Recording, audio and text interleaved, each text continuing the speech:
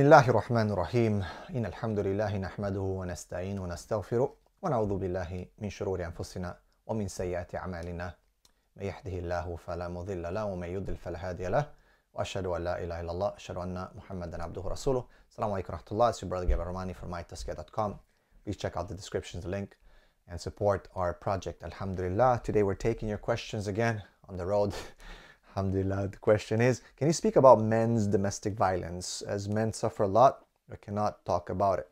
It's more of a mental abuse than physical abuse. Okay, it is something that happens. So men do suffer domestic violence, and violence, sometimes it is emotional, mental, sometimes it is physical. And I think even the questioner might not know that there is physical abuse, but it is more mental and emotional. It is obviously taboo that men would actually have to go through this. Not every man is the same. In general, it is believed that men are the perpetrators. And there's a lot of validity to that because historically speaking, men have been and are more powerful, stronger than women.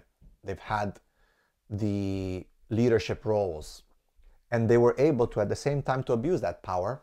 And when we look at the world wars, I'm talking about not WW1, WW2, we're talking about in general, there's always been men taking over, going into villages, plowing, killing, raping, and so on and so forth. And we can point fingers at all nations. And these things have been documented in history. No doubt, men have more power, hence they can exert that power over women. But that does not mean that this doesn't happen. And specifically in today's time, because that dynamics have been shifted and women are more empowered now, let me give the disclaimer here. One wrong doesn't justify another one. We can't say, oh, now women are because...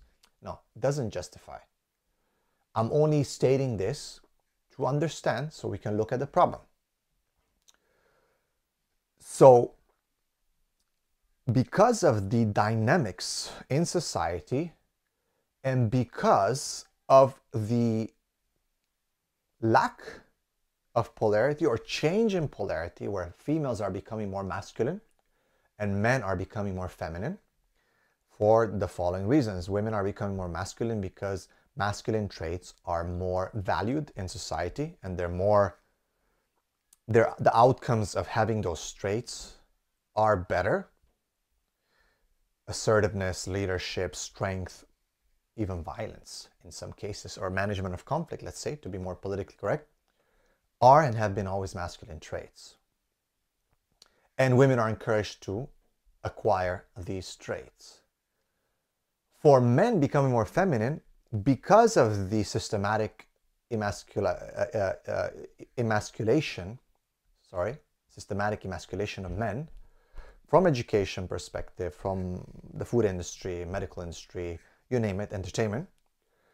Toxic masculinity is a label that's been used now a lot, and men themselves are confused and scared because they'll be labeled like that. So you're being dumbed down, you're being washed down. Masculinity is something negative now, and it has to be redefined in more feminine terms or within a feminine paradigm.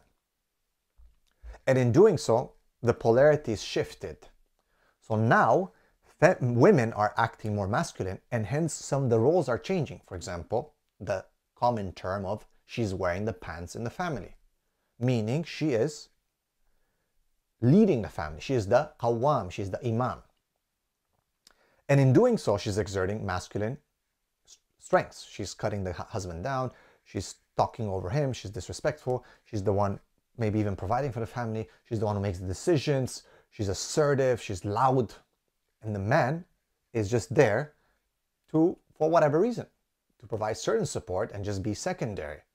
Now, in that form of dynamics, it's not strange that you might see domestic violence from the female towards the man.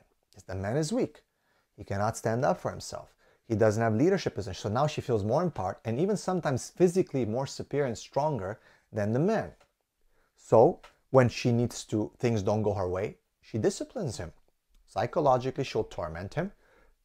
Emotionally, she'll torment him. And then sometimes even physically. Now again, that does not mean that this is correct, or that does not mean that men were, because someone said, well, was it better when women were doing, or when men were doing it to men? No, that's not what I'm saying. It's just for us to understand what's been happening. One does not justify the other one. Just because someone did it in the past doesn't mean now that the tables turn. That's not how we fix things in Islam. So this issue of polarity and the masculine traits developing in females is one of the reasons why this is happening. And not to mention that also the system is more conducive and encourages women to be more, aggressive. Also, the law is more on their side. So she could technically attack a man, physically even, and it might not be yet registered in the department of the whoever is investigating this, that this might actually have happened. Because people still believe that, well, that's really not something very common. Can we really believe this? Yet if a man or if a woman were to complain that a man has actually done that, of course people say, yeah, of course, we are very familiar with this. We believe her. So that's another issue, the stigma associated with this problem. A lot of people are denying that this can actually happen, so they don't investigate it properly. The stigma of it also causes shame for men to even come out about this problem. So a lot of these problems go unnoticed. Within my clients that I've been dealing in my practice, I've seen this quite often. Women also will use the law that is in their favor to actually inflict such mental abuse and physical abuse on the men and get away with it for whatever reason that might serve her in her marriage or divorce. Taking away the children, using the law to label the husband as a terrorist so that she gains the support of the authorities, because authorities don't play with that, and. So all these qualify under mental abuse and emotional abuse, spiritual abuse even. And the man, because he's been conditioned so much to fear this phenomenon of toxic masculinity, terrorism, being labeled as this or that, he basically suffers in silence. Now again, I want to reiterate that the incident rate is not as high as men actually abusing women, but there we see a shift. We see a shift. The tables are turning, and it shouldn't be justified, and it's not something good. So men should be men, women should be women. Systematically, we have to address this issue. We have to fix this problem from the beginning. And if men are good men, proper men according to the deen, and women are good women, proper women according to the deen, the polarity is natural, the respect and attraction is natural, and there wouldn't be any shift in polarity or reversal. And I would say that even the confusion can lead to a person misbehaving and abusing that power. All of a sudden you feel empowered. That could lead to an abuse as well. So women all of a sudden coming from a weak position, being empowered, feel like, ooh, I'm in this position now. I'm going to show you. Women also carry this generational feminist mentality where men have abused this for centuries. Now it's our turn to pay them back.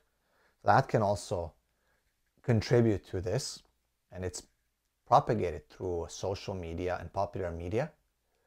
And also the confusion with regards to the flip in polarity, that women, okay, they've taken this position now, but they're confused because it's not within their fitrah, and they are the outcomes of that confusion could be mental abuse, physical abuse, emotional abuse, and they don't even know why they're acting up.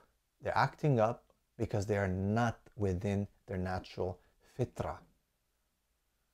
Now, so may Allah subhanahu wa ta'ala protect us and help us. Barakallahu feekum. Please support mytazkiyah.com. Help sponsor someone to get this service, inshallah. Assalamu alaikum wa rahmatullah.